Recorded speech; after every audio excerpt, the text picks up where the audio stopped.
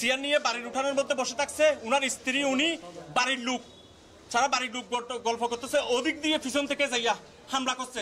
হামলা করার সাথে সাথে গাড়ি গেছে, তাদের গাড়িতে উঠে গেছে। তারা 10-20 জনের উপর আছে। ফায়ার দিতেছে, শুধু ফায়ার দিতেছে। কোনো বাড়ির থেকে আমরা লোক বাইরে হইতে পারতেছি না।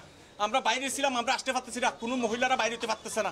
এরা যেভাবে ফায়ার দিতেছে নিয়ে তারা 32 জন এসে অতর্কিতভাবে হামলা করছে।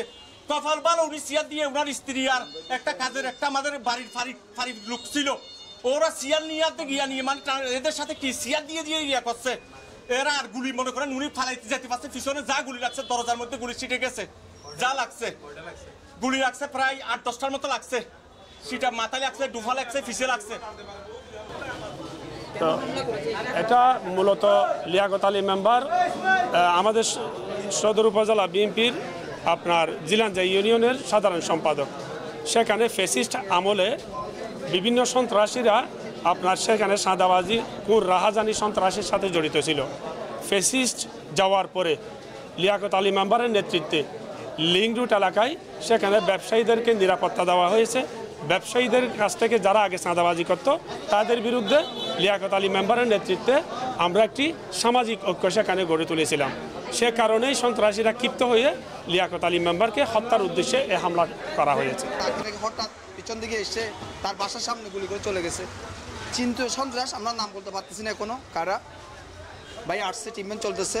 এখন জানাশোনা সবাই আল্লাহ রহমতে একটু সুস্থ হওয়ার পরে সাথে সাথে আমরা এখন ঘোষণা করবে কে মারছে, এটা এখন আমরা বলতে পারতেছি না।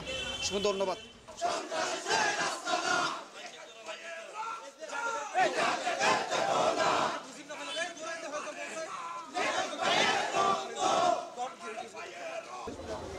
সাবেক মেম্বার ইউপিইউ লিয়াকত আলীর উপরে যে সশস্ত্র গোষ্ঠী হামলা করেছে, কক্সবাজার শহর যুবদলের পক্ষ থেকে আমরা এর তীব্র নিন্দা জানাচ্ছি। পাশাপাশি কক্সবাজার যে আইন শৃঙ্খলার অবনতি হয়েছে সেজন্য আমরা দাবি করছি অতি সত্বর এই ঘটনার সাথে যারা জড়িত অবিলম্বে তাদেরকে আইনের আওতায় আনার দৃষ্টান্ত শাস্তি দেওয়ার আমরা বিনীত অনুরোধ জানাই। না হয় আগামীতে এই পর্যটন বান্ধব এরিয়াতে আপনার আইন শৃঙ্খলার অবনতি হলে এটা কোনোভাবেই সেটা সামলানো যাবে না।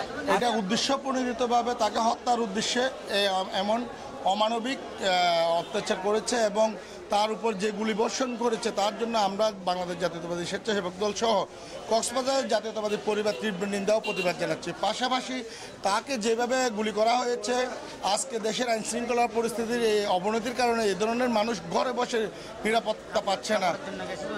যে ছেলেটা কাপড় জন্য গেছে তাকেও কুপিয়েছে।